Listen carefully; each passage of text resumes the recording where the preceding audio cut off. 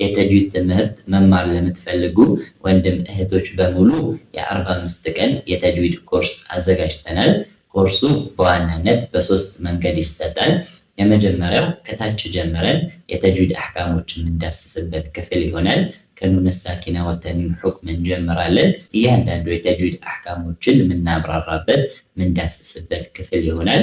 በዚሁ ክፍል ላይ ሂዳየቱል ሙስተፊድ ፊ አሕካም ዒልሚ ተጅዊድ በሚል የተዘጋጀች አጠር ያለች ኪታብን የምንቀራበት የቅርአት ፕሮግራም ይኖረናል። በሁለተኛው ክፍል ላይ የመጀመሪያው ክፍልን ለሚያጠናቅቁ ሲያጠናቅቁ የሚዘጋጅ ፈተና አለ።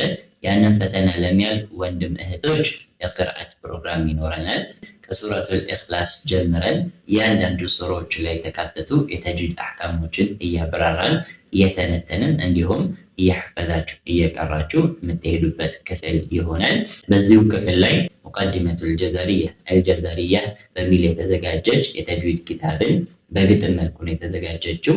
ተጅዊድ ትምህርቱ ላይ ዋቢ ተደርጋ የምትጠቀስ ኪታብ ናት። ይህችን ኪታብ እያሐፈዝ እየቀራን እንዲሁም ግጥሙን እያሐፈዝን የምንሄድበት ክፍል ይሆናል ማለት ነው። በሶስተኛው ክፍል ላይ እነዚህ ሁለት ክፍሎችን ለሚያልፉ ወንድም እህቶች የሕፍዝ ፕሮግራም ይኖረናል። ከሱረቱል ኢኽላስ ጀምረን አላህ እስካገራልን ድረስ የሕፍዝ ፕሮግራም ይኖረናል ማለት ነው። እናሐፍዛለን። በእነዚህ በሶስት ደረጃዎች የተጅዊድ ትምህርትን የምንማማር ይሆናል ማለት ነው። ኢንሻአላህ ፕሮግራሙ ላይ ሁላችሁ መሳተፍ ትችላላችሁ። ምንም አይነት መስፈርት የለውም ወይም ምንም አይነት ክፍያ የለውም። በምሰጣቸው የቅርአት አገልግሎቶች ላይ ወይም የተጅዊድ ትምህርት አገልግሎቶች ላይ ምንም አይነት ክፍያ አናስከፍልም። ከእናንተ የሚጠበቀው ለቅርአት የምትሰጡት ንጹህ ጊዜ ያስፈልጋችኋል።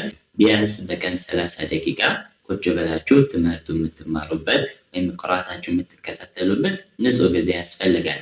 ትምህርቱ ከተላለፈ በኋላ በነጋታው ቅርአት ነው።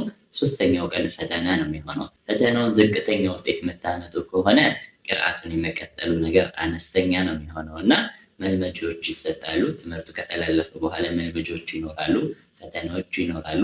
በእነዚህ ሁሉ ሂደቶች ላይ ተሳትፏችሁ አነስተኛ ከሆነ ወይም ዝቅተኛ ውጤት የምታመጡ ከሆነ ቀጣይነቱ በጣም አነሳ ነው የሚሆነው እና ለቅርአት የምትሰጡት ለትምህርቱ የምትሰጡት ጊዜ ንጹህ ጊዜ ያስፈልጋችኋል።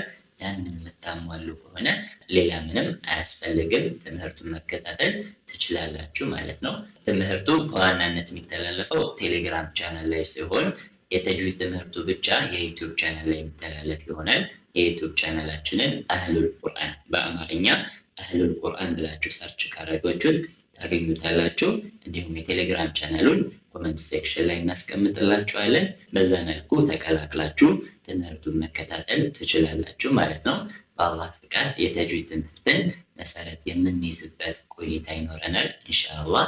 ሰላም አለይኩም ወራህመቱላሂ ወበረካቱ።